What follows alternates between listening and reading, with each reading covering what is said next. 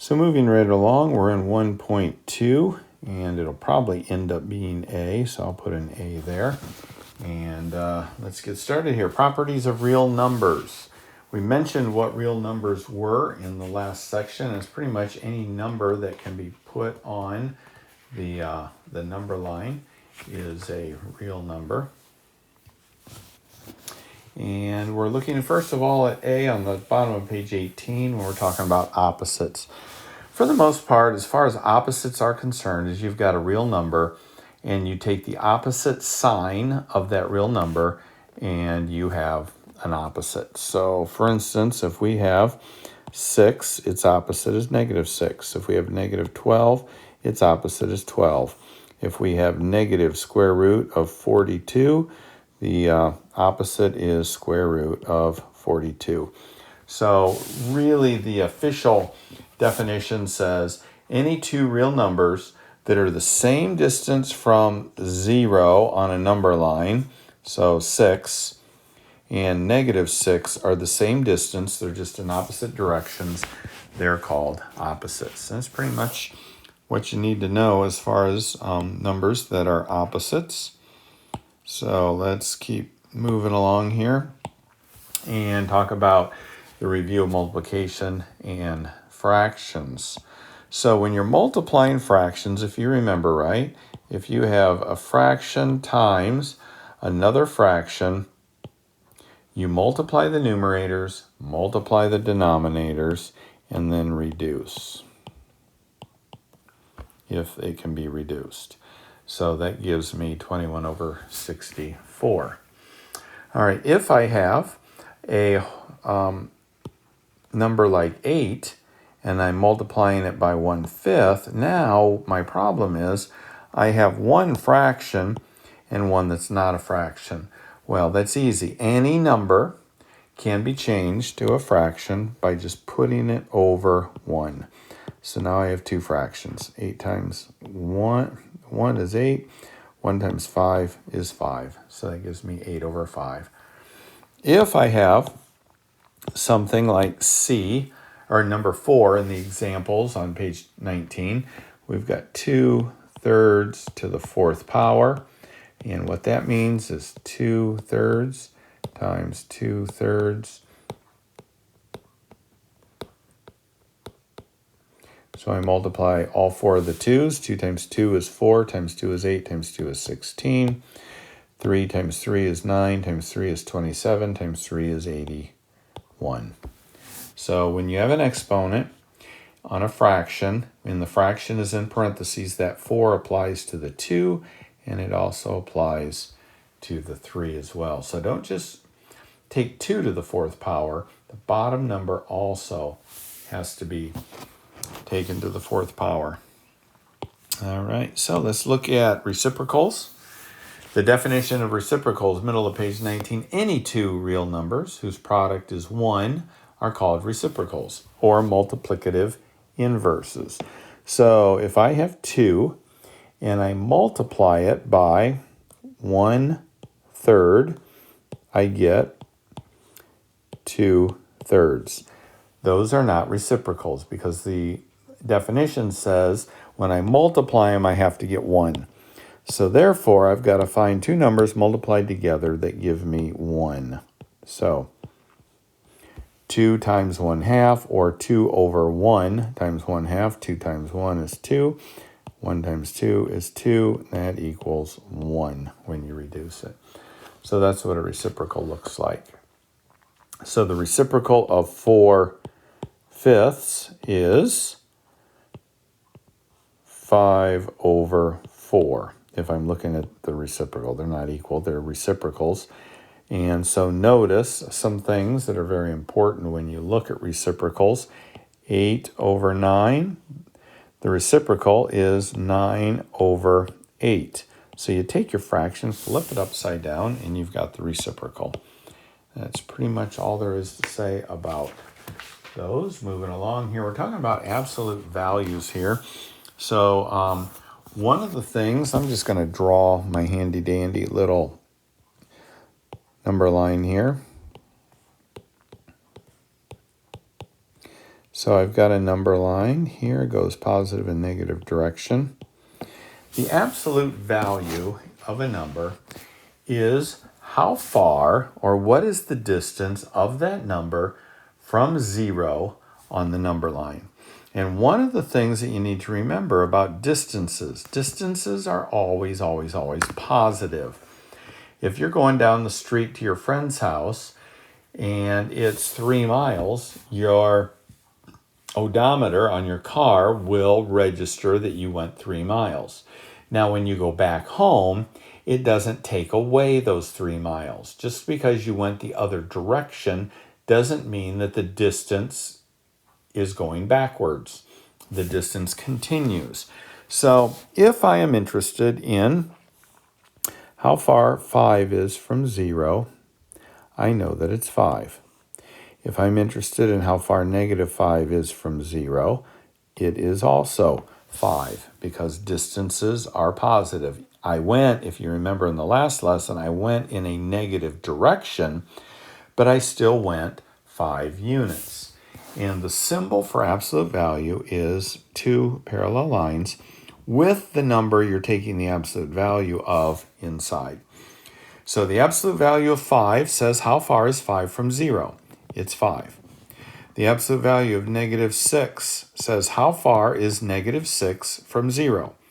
6 units. Okay, so the absolute value will always give you a positive number. Let's look at one that might be a little bit trickier. The opposite or the negative absolute value of negative 3. Well, what is the absolute value of negative 3? How far is negative 3 from 0? 3. And when you write that as positive 3, the absolute value symbols go away. Did I do anything with the negative? I did not. That negative did not change, so the answer is still negative 3. If I have negative absolute value of 5, what is the absolute value of 5? It's 5, and that negative stayed there. We didn't do anything with it. So that makes it a little bit easier. Looking at properties of real numbers, I'm not going to go into a lot of depth on this. In fact, we're just going to kind of cruise through it pretty fast. We've got commutative law or property of addition, commutative property of multiplication. So let's look at those real quick. For the most part, what that says, the commutative property of addition says that if we take two numbers, 3 plus 4, and add them together, we can also write them as 4 plus 3 and get the same answer. We can switch them around. Okay. Same is true with multiplication. 3 times 4 is 12. 4 times 3 is 12. So those are both of those properties right there. You can switch them around and it doesn't affect the result. The associative property of addition says that if we have three numbers, 3 plus 4 plus 5, and let's say we put these two in parentheses.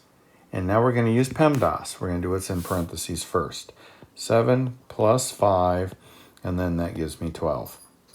Well, if I took the 3 plus 4 plus 5 and made our parentheses over here, now we're going to do what's in the parentheses first. 3 plus 9. 3 plus 9 equals 12. So what that's saying is if you have a list of numbers, you can add those in any order you want, and it will not change the answer. The same is true with multiplication. If we were to multiply 3 times 4 times 5, we'd get 3 times 4 is 12 times 5 is 60. If we multiplied 4 times 5 times 3, we'd get 20 times 3 is 60. So addition and multiplication, it doesn't matter what order you do them in. You will get the same answer. All right, so the next part of this lesson has to do with addition of fractions and simplifying expressions, and then we'll be done. So I think we'll just kind of cruise along here and see if we can do this lesson 1.2 in one video. Now, when we're talking about addition of fractions, there are some rules that take place. The rules are when we add fractions together, the bottom number has to be the same. We cannot add fractions if the bottom numbers are not the same. When the bottom numbers are the same, it is said that these fractions have common denominators. The bottom number is a denominator. The top number is the numerator. So what we're looking for is a common denominator. In fact, what we're looking for even more specifically is a least common denominator. We're looking for the smallest number we can come up with to change the bottom to the same thing. So what we're looking for is a least common denominator, and we're looking for a number that can be divided by both 12 and 18, and then we can combine these terms. So for instance, in order to do this, what we're going to do is we're going to take 12, and we're going to take the prime factors of 12. Doesn't matter which ones. 3 and 4 get 12, and we're going to break that down into 2 and 2. So these are the prime factors, 3 numbers that when you multiply them, you get 12. So 12 equals 2 times 2 times 3. We're going to do the same thing with 18 over here. 18, let's see, what do we want to use? 2 and 9. Okay, so 2 we're done because that's prime. 9 can be divided into 3 and 3. So now we've got 18. The prime factors of 18 is 2 times 3 times 3. Okay, so what do we do with these prime factors of 12 and 18?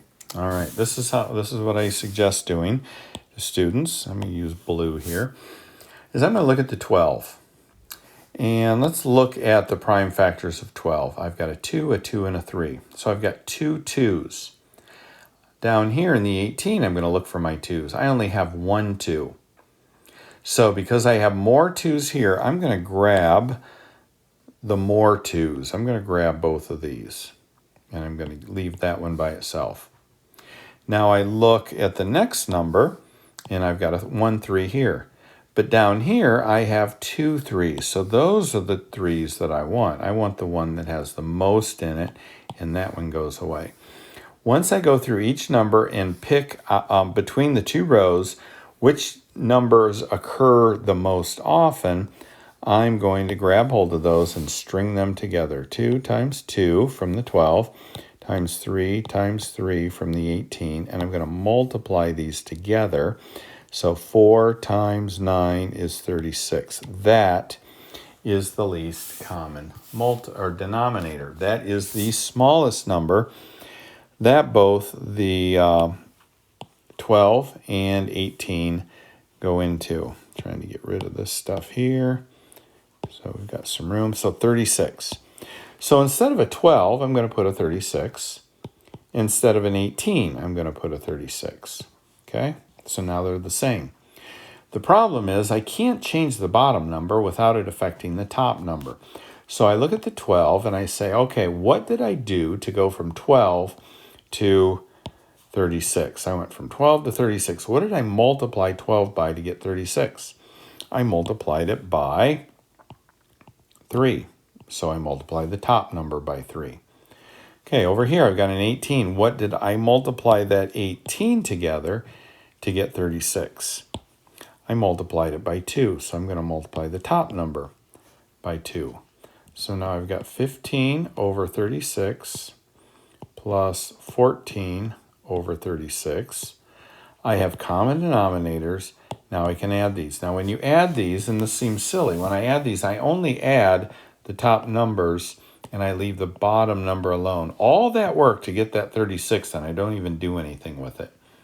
So I add the numerators and leave the denominators 36. The 36's, nobody has to say, well, which denominator? Well, they're both 36. So you're good to go there. So that gives you an answer of 29 over 36, and that won't be reduced. All right, so let's quickly look at one more, middle of page 24, simplifying expressions. Again, expression is not an equation, so you're not finding the answer. You're just simplifying or making it cleaner, making it look better, hopefully making it more compact. So the first expression they give us here is this one. Okay.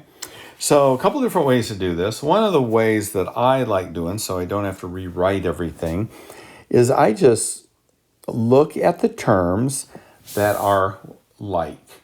And what that means is that they either have numbers only, like in this case, or if they do have letters, variables, the letters are the exact same. Now, what do I mean by the exact same? They have to be the same letter, and the number up here, the exponent, has to be the same. So this doesn't have any exponent, so obviously they're the same. So that means I can combine my 7x and my 6x. Now notice I put in a box, I put the sign in front of the number in the box as well, so I'd remember whether it's a positive or a negative. So that being the case, they're like terms, same variable, same exponent on the variable. We don't care what the numbers are. Now we just add the 7 and the 6 together and get 13, and we have 13 x's. We don't do anything to the x. It stays by itself. It stays the way it is.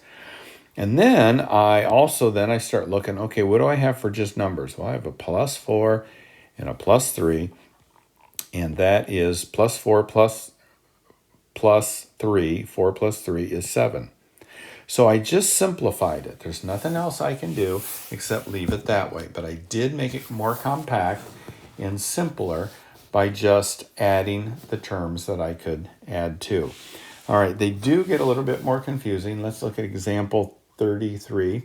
We have 4 plus 3, and in parentheses I have 2y plus 5 plus 8y. Now, if you remember, PEMDAS says that we are going to do the parentheses first. Now, notice we can't combine anything in the parentheses. I can't take these two and add them because I've got a y here, and that y makes things really hard. So I can't do anything there. The next step is exponents. Don't have any. Next step is multiplication. So I'm going to do my multiplication. Right here, this is saying 3 is multiplied by this and by this. So I've got 6y plus 15 plus 8y. So now I've got the parentheses, they're gone. I can look for like terms. So I'm looking for numbers without any letters, 4 and 15. And then I'm going to look for letters that have the exact letters and the exact same exponents on those letters. And again, I'm putting the sign in front together. So I'm going to write everything that I circled in red, and then I'm going to write everything that I boxed in black. And I'm done. That's as small as I can go there. All right, so the only other thing in this lesson are at the top of page 25, some different properties. So I'm just going to kind of talk real quickly on those. Additive identity property means that when you take any number or any letter and add 0 to it, it doesn't do anything. It remains the number. So 5 plus 0 is 5. A plus 0 is A.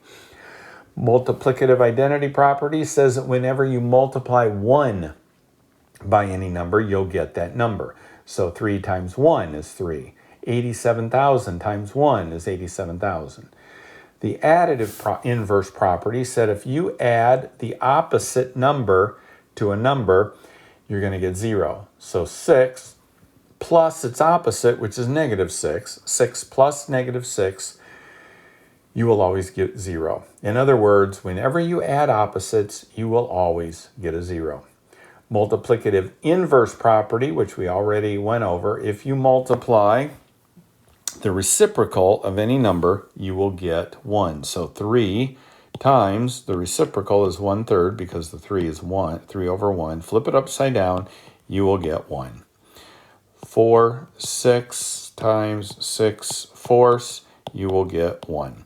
So anytime you take the reciprocal or take a number, make it a fraction, flip it upside down, multiply it, you will always get 1. So that's it for lesson 1.2.